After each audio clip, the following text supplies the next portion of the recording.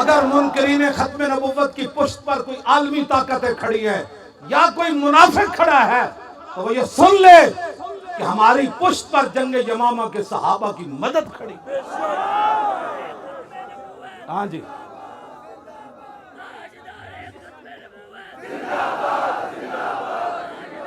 نہ جی صحابہ کہنے نہ جی جنگ اسا کدی پہلے لڑی تے نہ اسی کدی بعد وچ لڑی جیڑی حضور دی ختم نبوت دی حفاظت واسطے اسی جنگ لڑی. برا بن مالک دسو یار کتنے سارے ہونے کتنا سارا آپ دا جسم ہونا ہے. صحابہ ہیں ڈھال تے رخ کے چک کے تے قلعے وچ سٹ دیتا. 80,000 لشکر کھڑا سی.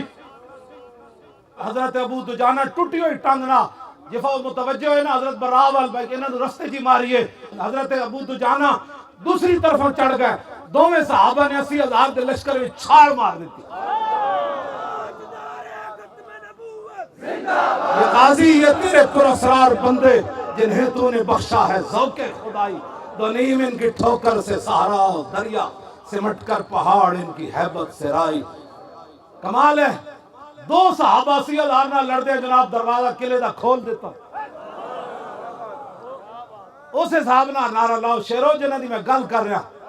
شالا بوز دلام کدی نہیں جناب شالا بوز دلام جڑے اپنے جناب مجلسے میں اپنے جناب جلسے میں کہہ دیں یہ لبیک دا نعرہ نہیں لانا شالا نے بوز دلام کدی نہیں لانا.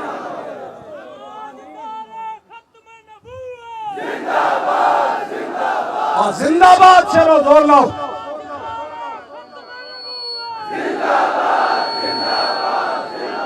شالا بوز دلام اے زور نہ تسی کہنا میں اتنا ہی کہنا ہے تاکہ انہوں بوز دلہ دیا کنا دیا کھڑکیاں کھلن کہ مرنا تو یار ایک دن ہے کوئی چج نہ تو مریے.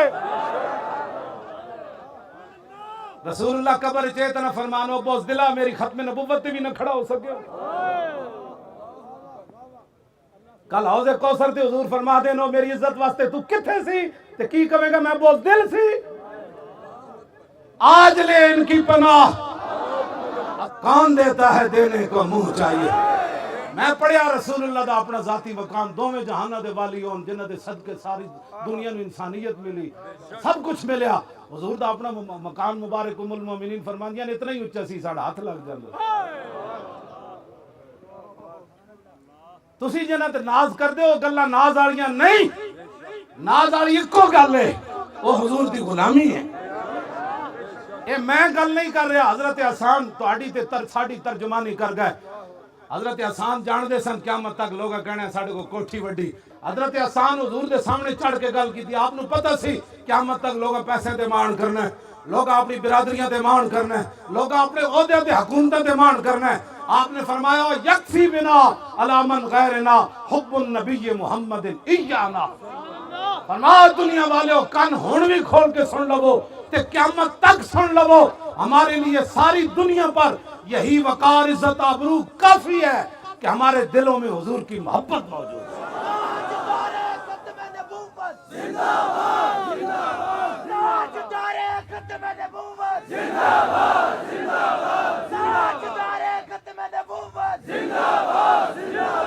اور پھر رسول اللہ نے خود بھی اس پر جو صحابہ کو فرمایا اس پر ناز کرو.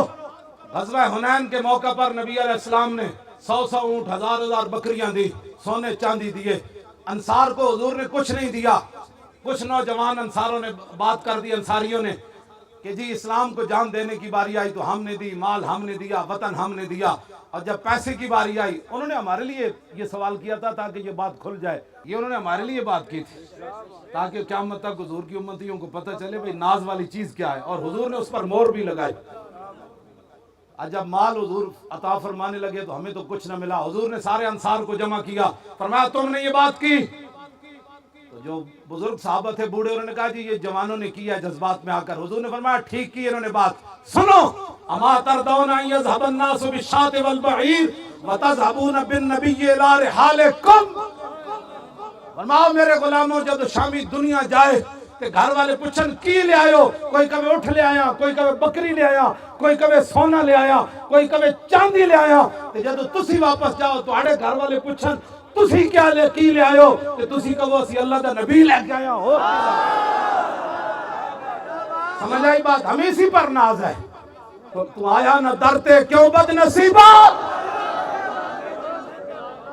تم آیا نہ درتے اور کیوں بد نصیبہ, ہزارہ رنگاں وچ رنگیں دے محمد.